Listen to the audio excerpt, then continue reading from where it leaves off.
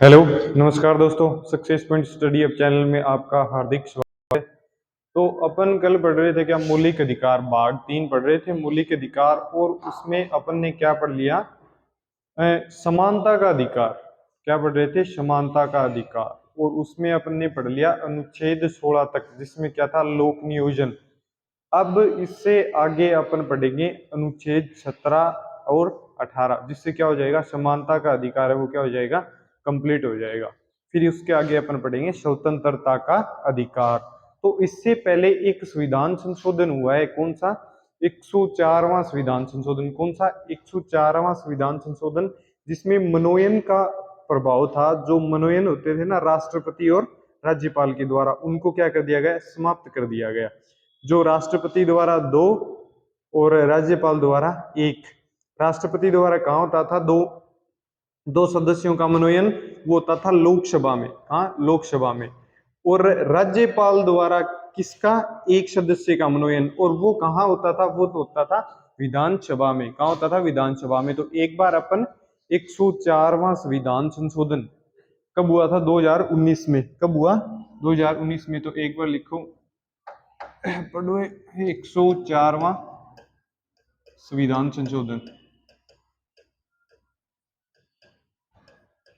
कब हुआ? 2019 में। कब हुआ? 2019 में। इसमें क्या क्या प्रावधान किया गया? इसमें प्रावधान किया गया कि जो मनोनयन, उसको क्या कर दिया गया, समाप्त कर दिया गया। और वो कौन होते थे? Anglo Indian. एंग्लो इंडियन क्या होता है? जिनमें से कोई एक व्यक्ति भारतीय और दूसरा अदर कंट्री से हो, है ना, और उनके होने वाली संतान को अपन क्या बोलेंगे? Anglo Indian. क्या बोलेंगे उसको? Anglo Indian. तो इसमें जो एंग्लो इंडियन का जो प्रभाव था ना, उसको क्या कर दिया गया, समाप्त कर दिया गया। देखो, ये कहा था? लोकसभा में। लोकसभा में किसके द्वारा? राष्ट्रपति के द्वारा। किसके द्वारा? राष्ट्रपति के द्वारा 2 सदस्यों का मनोनयन होता था। कितने? 2 सदस्य। और वो क्या हो सकते थे? Anglo Indian. Anglo Indian. और ये प्रभाव क्या कर दिया गया, ये समाप्त कर दिया गया। कौन से संविधान संशोधन में? 104वां संविधान संशोधन 2019। और ये कहाँ था? विधानसभा में। कहाँ? विधानसभा में। कितने सदस्य? 1 सदस्य। किसके द्वारा? राज्यपाल के द्वारा। राज्यपाल के के द्वारा 1 सदस्य का क्या होता था? मनोनयन। और उसको क्या कर दिया? समाप्त कर दिया था। और वो क्या हो सकता था? Anglo Indian. वो क्या था? Anglo Indian. इसके प्रभाव को समाप्त कर दिया गया। ये कौन सा संविधान संशोधन था? देखो एक बार, 104वां संविधान संशोधन कब हुआ? 2019 में। इसमें मनोनयन की जो प्रक्रिया थी उसको क्या कर दिया गया? समाप्त कर दिया गया। विधानसभा में कौन? राज्यपाल 1, और लोकसभा में राष्ट्रपति द्वारा 2 सदस्यों का मनोनयन किया जाता था। और वो क्या हो सकते थे? वो हो सकते थे एंग्लो इंडियन। क्या हो सकते थे? Anglo Indian. तो इससे पहले अपन अनुच्छेद 16 पढ़ चुके थे, क्योंकि समानता के अधिकार में अनुच्छेद कहां से कहां तक थे? 14 से 18 तक। तो 16 तक पढ़ लिया अपने, लोक नियोजन। अब अनुच्छेद नंबर 17 पढ़ेंगे। उसमें क्या है? उसमें अस्पृश्यता का अंत। किसका अंत? अस्पृश्यता का अंत। अनुच्छेद नंबर 17। इसमें किसका उल्लेख है? अस्पृश्यता का अंत।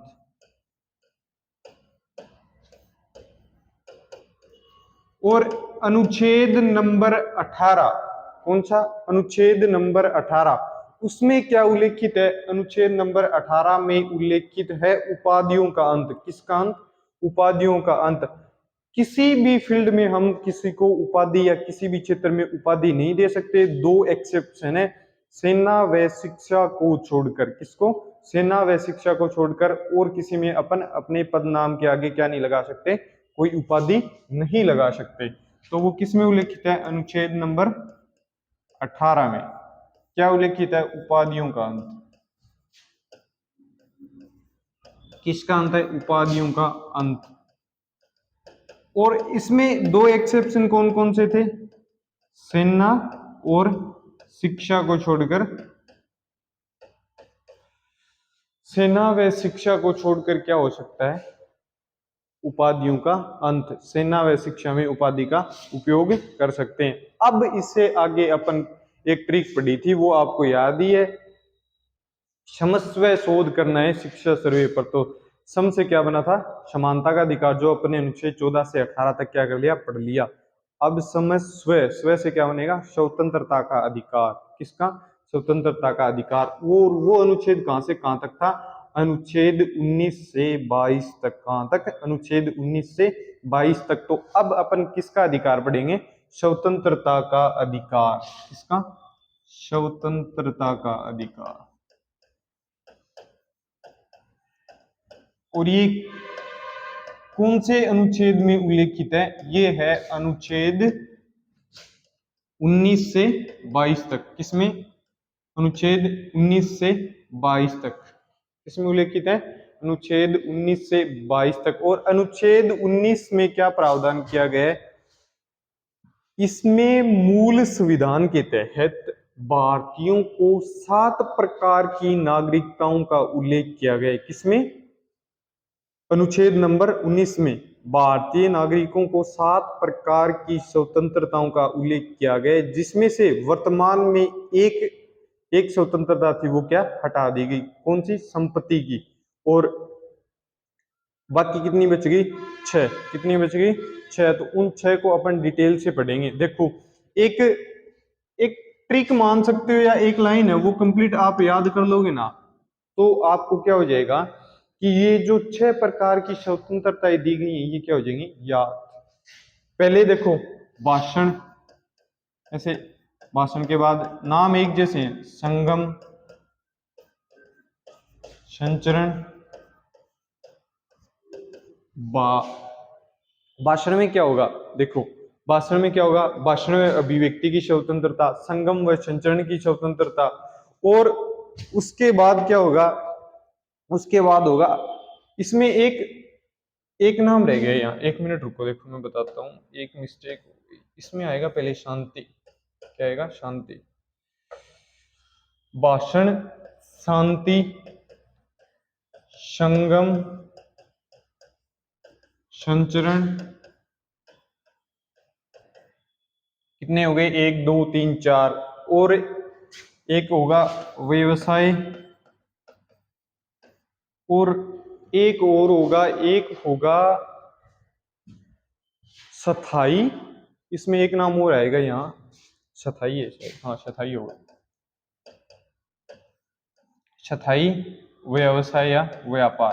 अब समझो, इसमें है ना, ये जितनी भी 6 प्रकार की स्वतंत्रताएं क्लियर हो जाएंगी। क्या? भाषण, शांति, संगम, संचरण, स्थाई, व्यवसाय या व्यापार। व्यवसाय या व्यापार। एक बार दोबारा देखो, भाषण, शांति, संगम, संचरण, स्थाई, व्यवसाय या व्यापार। इसमें क्या होगा?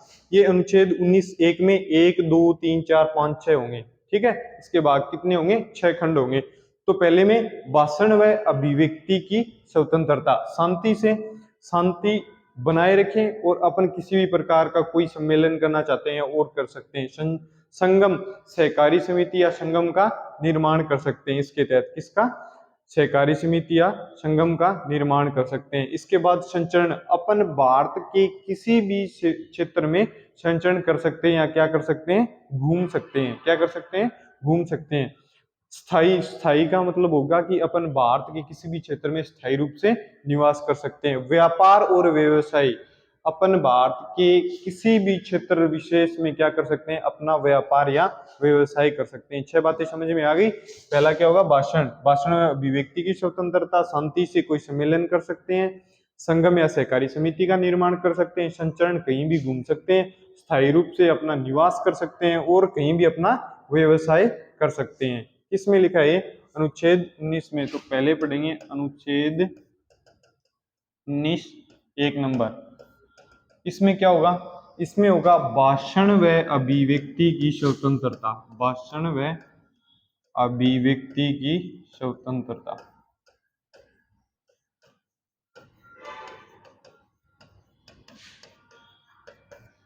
अपन कोई भी भाषण दे सकते हैं, पर उसकी एक शर्त है, वो उसमें किसी भी देशद्रोही शब्दों का उपयोग नहीं होना चाहिए या किसी के अधिकारों का उल्लंघन नहीं होना चाहिए। अब 19(2) में क्या होगा, अपन शांतिपूर्ण तरीके से कोई भी सम्मेलन या समारोह का आयोजन कर सकते हैं। क्या कर सकते हैं? किसी भी सम्मेलन या समारोह का आयोजन कर सकते हैं शांतिपूर्ण व हथियार रहित।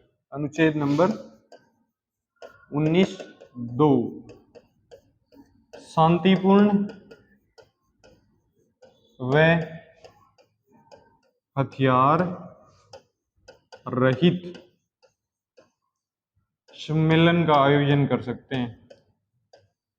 किसका आयोजन कर सकते हैं? सम्मेलन का आयोजन कर सकते हैं। इसका मतलब क्या हुआ? देखो, अपन अपने अधिकारों के लिए कहाँ आंदोलन हो रहा है या फिर अपनी कोई आवाज उठाना चाहते हैं, तो उसके लिए शांतिपूर्ण तरीके से कोई भी सम्मेलन अपन कर सकते हैं। उसमें क्या, एक तो अशांति नहीं होनी चाहिए और उसमें किसी प्रकार के हथियारों का उपयोग नहीं होना चाहिए। किसका उपयोग नहीं होना चाहिए? हथियारों का उपयोग नहीं होना चाहिए। अगला 19(3) में क्या था? संगम वह सहकारी समिति का निर्माण कर सकते हैं। और ये कौन से संविधान संशोधन में जोड़ा गया? 97वां संविधान संशोधन 2011 में। किसमें? 97वां संविधान संशोधन 2011 में। अनुच्छेद कौन सा है ये? 19(3). इसमें क्या है? संगम व सहकारी समिति का निर्माण कर सकते हैं। संगम व सहकारी समिति का निर्माण।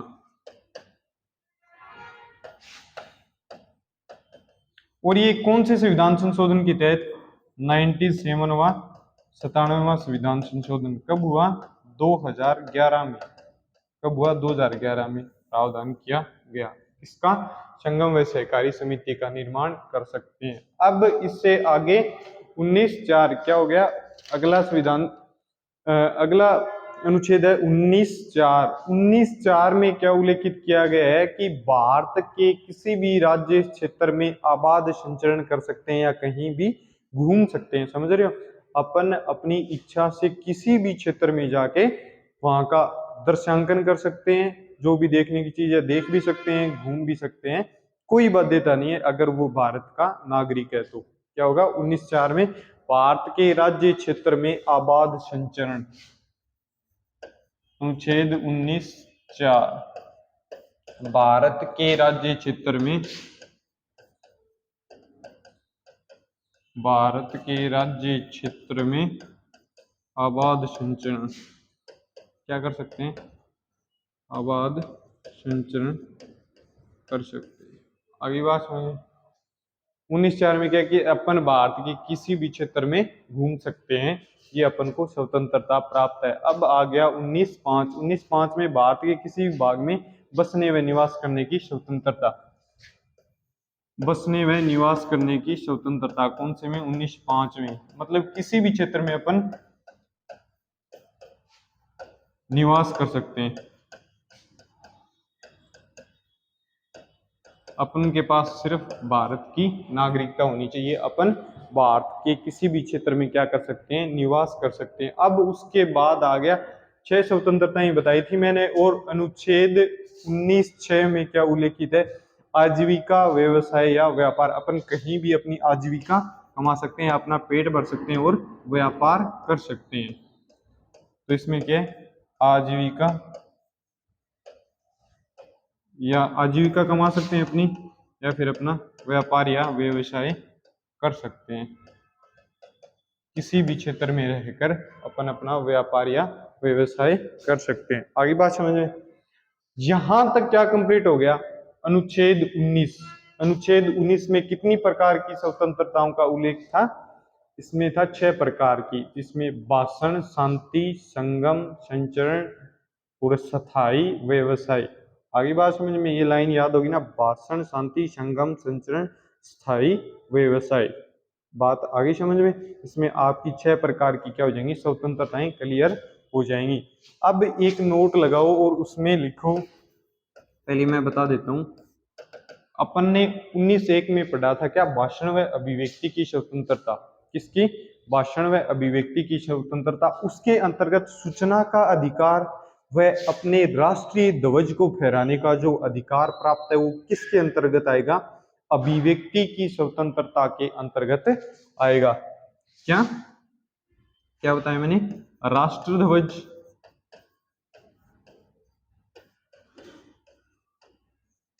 फहराने का अधिकार किसके अंतर्गत आएगा? अभिव्यक्ति की स्वतंत्रता के अंतर्गत। किसकी स्वतंत्रता के अंतर्गत? अभिव्यक्ति की स्वतंत्रता। और वो कौन से में थी? अनुच्छेद 19 के में, अनुच्छेद 19(1) में। ठीक है, आगे बात समझ में? ये नोट लगा के ये बात जरूर लिख लेना। अब इसके बाद आएगा अनुच्छेद नंबर 20। क्या? अपराधों की दोषसिद्धि में संरक्षण। अनुच्छेद नंबर 20 अपन ने आपातकाल के दौरान पढ़ा था कि कौन सा अनुच्छेद है वो क्या नहीं होगा, उसका उल्लंघन नहीं होगा या उसकी शक्तियां नहीं हटाई जाएंगी। तो वो क्या होगा? 20 व 21। और सबसे पहले किसका प्रभाव समाप्त किया जाएगा? अनुच्छेद 19 का। ये अपन को जो स्वतंत्रताएं दी गई है ये आपातकाल के दौरान सारी की सारी क्या हो जाएंगी? समाप्त हो जाएंगी। और अब इंपॉर्टेंट है 20 व 21, क्योंकि आपातकाल के दौरान अनुच्छेद 20 व 21 का क्या नहीं होता? प्रभाव समाप्त नहीं होता। क्या नहीं होता? प्रभाव समाप्त नहीं होता। अपराधों की दोषसिद्धि में संरक्षण। देखो, अपराधों की दोषसिद्धि में संरक्षण। अब समझो, ये लाइन आपको समझ में आ जाएगी। मैं इसमें 3 बातें बताऊंगा आपको। क्या होता है कि जब तक संविधान का उल्लंघन नहीं होगा, क्या नहीं होगा? अपराध नहीं माना जाएगा। क्या नहीं माना जाएगा? अपराध नहीं माना जाएगा। जब तक संविधान या कानून का उल्लंघन नहीं होगा तब तक क्या नहीं माना जाएगा? किसी भी प्रकार का अपराध नहीं माना जाएगा। एक अपराध के लिए एक सजा होगी। ठीक है, अगर जैसे कोई भी अपने खिलाफ कोई बोलता है, कुछ भी बोलता है या फिर कोई कंप्लेन करता है, तो अपन अपराध की श्रेणी में नहीं आएंगे जब तक कानून ये नहीं कहे कि आपने अपराध कर दिया और आगे बात समझ में। अब उसके बाद क्या है? दूसरी बात है कि एक अपराध के लिए कितनी? एक ही सजा का प्रावधान किया गया। एक अपराध के लिए एक सजा का प्रावधान किया गया। इससे आगे एक बात है, स्वयं के विरुद्ध गवाही देने के लिए बाध्य नहीं कर सकते। स्वयं के विरुद्ध गवाही देने के लिए बाध्य नहीं कर सकता अपन को। इस बात को समझो एक बार। आप इस बात को समझो, स्वयं के खिलाफ गवाही देने के लिए बाध्य नहीं कर सकता मतलब जैसे कई बार नहीं होता, आपने कोई अपराध कर दिया या फिर कुछ और हो जाता है तो पुलिस वाले आपको बाध्य नहीं कर सकते। किसके लिए बाध्य नहीं कर सकते? कि आप इस चीज के लिए हाँ बोलो। और आपको प्रताड़ित करके अगर वो हाँ बुलवा भी लेते हैं तो क्या होता है कि आप बाद में जज के सामने या जब कोर्ट में आपसे बयान होते हैं तो उस टाइम आप मना भी कर सकते हो। कई बार नहीं होता कि अपराधी की रिमांड के दौरान उसने कबूला, तो ये बाध्यता नहीं है आप पे कि उस बात को आप कबूल करो। समझ गए बात? वो अगर आपसे मार पीट करवा कर या किसी भी तरीके से आपसे क्या अपराध किया है ये बात क्या करवा लेते हैं, उसकी हाँ करवा लेते हैं, तो उसके बाद आप कोर्ट में जाकर उसको मना कर सकते हो जज के सामने। समझ गए बात? तो अनुच्छेद इसमें अनुच्छेद 20, जब तक कानून का उल्लंघन नहीं होगा अपराध नहीं माना जाएगा। कानून का उल्लंघन नहीं होगा तो क्या नहीं होगा? अपराध नहीं माना जाएगा। अपराध नहीं माना जाएगा। और दूसरा क्या है? अनुच्छेद 20(2) में 20(2) में प्रावधान किया गया कि एक अपराध के लिए एक सजा। एक अपराध के लिए एक सजा। समझ गए बात? अब अनुच्छेद 20(3) में इसमें क्या उल्लेखित है कि स्वयं के खिलाफ गवाही देने के लिए बाध्य नहीं कर सकते। स्वयं के खिलाफ गवाही के लिए क्या नहीं कर सकते? गवाही के लिए बाध्य नहीं कर सकते। आगे बात समझ में? इतना समझ में आ गया? ये था अनुच्छेद 20 में। और अब आ गया अनुच्छेद 21। 21 में क्या होता है? प्राण व दैहिक स्वतंत्रता का संरक्षण। अनुच्छेद 21 में क्या है? प्राण व दैहिक स्वतंत्रता का संरक्षण। प्राण व दैहिक स्वतंत्रता का संरक्षण। मतलब मनुष्य अपने प्राणों की या अपने शरीर की तो रक्षा करेगा ही करेगा, चाहे वो कोई भी सिचुएशन हो, चाहे आपातकाल लग जाए या कोई और सिचुएशन हो जाए। तो क्योंकि मनुष्य को जीने का अधिकार तो है ही, अगर अपने प्राणों की अपने शरीर की रक्षा नहीं करेगा तो क्या हो जाएगा, वो मर जाएगा। इसलिए 21 में क्या प्रावधान किया गया है, प्राण व दैहिक स्वतंत्रता। इसके अंतर्गत जैसे उसको गोपनीयता का अधिकार है, कोई अपनी बात है वो अपनी सिगरेट बात नहीं बोलते, वो अपनी को बात को सिगरेट रख सकता है या गोपनीय रख सकता है। इसके बाद वो अपनी क्या होता है कि आजीविका, भोजन, रोजगार व गारंटी का भी अधिकार रखता है। और तीसरी एक बात हो रही है इसमें क्या, कि स्वच्छ वातावरण में भी वो रहने का अधिकार रखता है। समझ रहे हो, इस बात को समझो कि कोई पड़ोस में है या कोई आसपास में फैक्ट्री लगी है, अगर उससे वो प्रभावित हो रहे हैं तो वो उसकी क्या कर सकते हैं, कंप्लेन भी कर सकते हैं, है ना। तो इसमें क्या है, गोपनीयता का एक इसमें गोपनीयता का अधिकार है। रोजगार गारंटी या फिर अपनी रोजी रोटी का अधिकार रखता है, हाँ? और स्वच्छ वातावरण में रहने का भी अधिकार रखता है। स्वच्छ वातावरण, अगर इसके पास किसी भी प्रकार का प्रदूषण हो रहा है तो वो कंप्लेन कर सकता है, और क्या हो रहा है, उसके जो मौलिक अधिकार हैं क्या हो रहे हैं, उनका उल्लंघन हो रहा है, और वो अपने किसी भी न्यायालय में जा सकता है। अगली बात समझ में। अब अनुच्छेद 21A, ये सबसे इंपॉर्टेंट है। अनुच्छेद 21A, इसमें क्या प्रावधान किया गया है, इसमें प्रावधान किया गया है कि जो 6 से 14 वर्ष के बच्चे हैं उनके लिए राज्य शिक्षा का प्रावधान करेगा।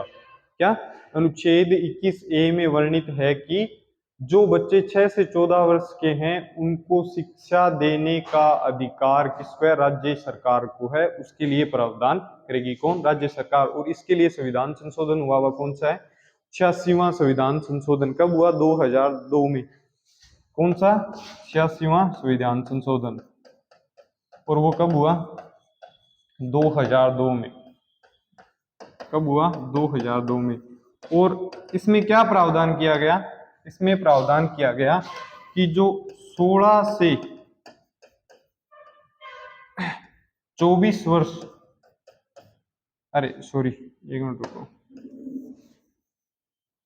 6 से 14 वर्ष, क्या 6 से 14 वर्ष के, 6 से 14 वर्ष के बच्चों के लिए क्या, निःशुल्क शिक्षा,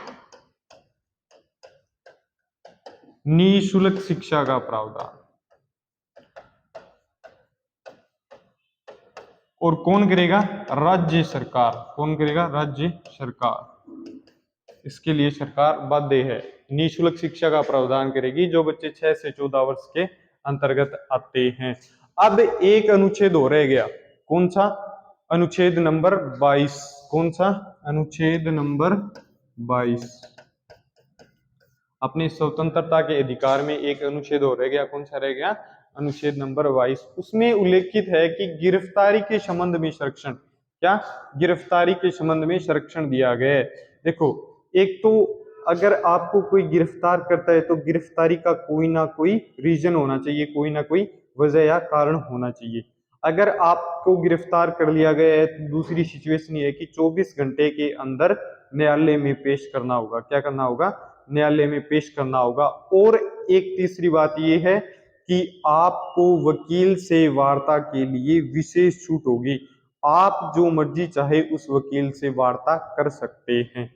आगे बात समझ में। तो अनुच्छेद नंबर 22 में क्या उल्लेखित है, गिरफ्तारी के संबंध में संरक्षण, गिरफ्तारी के संबंध में संरक्षण।